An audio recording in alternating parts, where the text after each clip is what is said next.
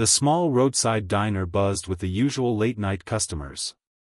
Truckers sipped their coffee, couples shared quiet conversations, and the waitress, Emily, moved quickly between tables with a warm smile.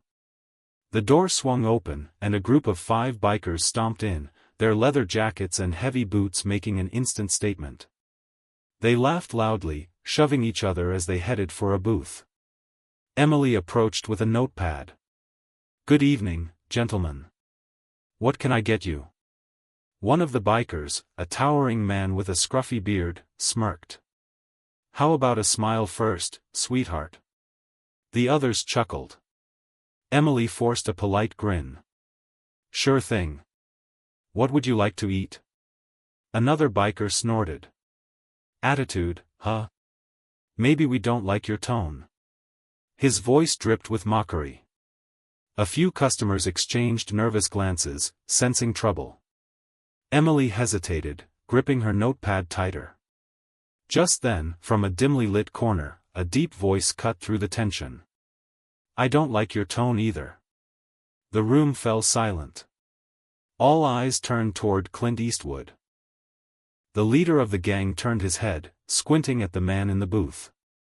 "And who the hell are you, old man?" Clint stirred his coffee slowly, unfazed.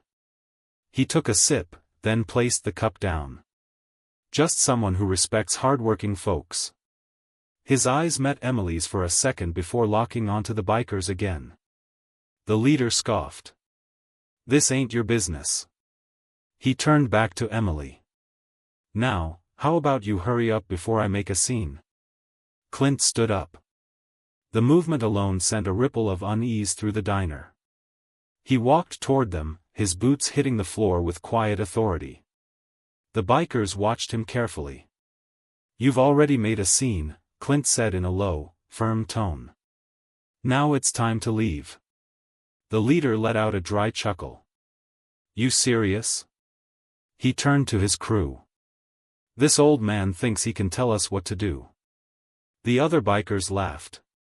Clint didn't flinch. "You've got 2 choices," he said. "You can pay for your meal and leave like decent men. Or you can stay and find out how bad an idea that is." One of the bikers stood up, cracking his knuckles. "You think we're scared of you?" Clint raised an eyebrow. "No, I think you're stupid." The biker took a step forward, but Clint didn't move. Instead, he glanced toward the counter, where the diner owner, a burly man in his 50s, was quietly reaching for something under the register.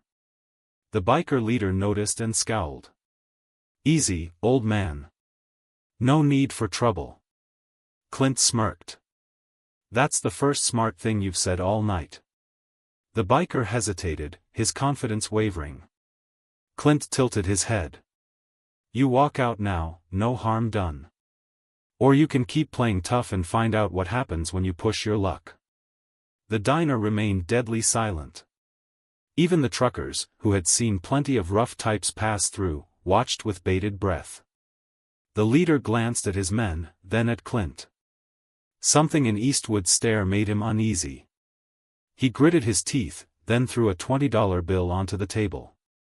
"We were leaving anyway," he muttered. The gang shuffled toward the door, muttering curses under their breath. But just as they stepped outside, the leader turned back. "You got lucky, old man," he spat.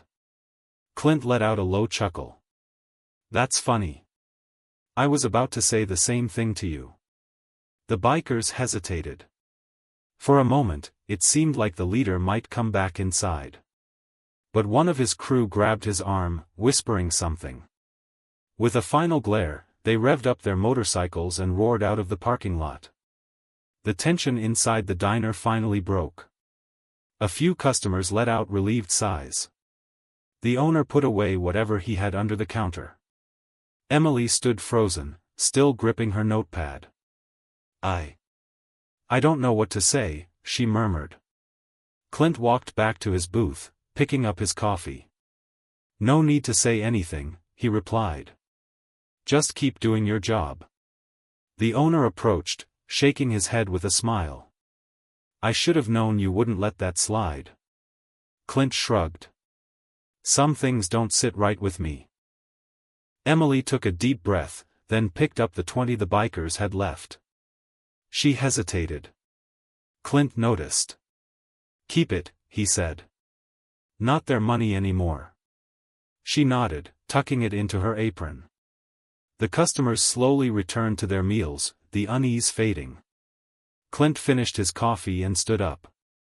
As he walked toward the door, Emily called out, "Thank you." Clint gave her a small nod.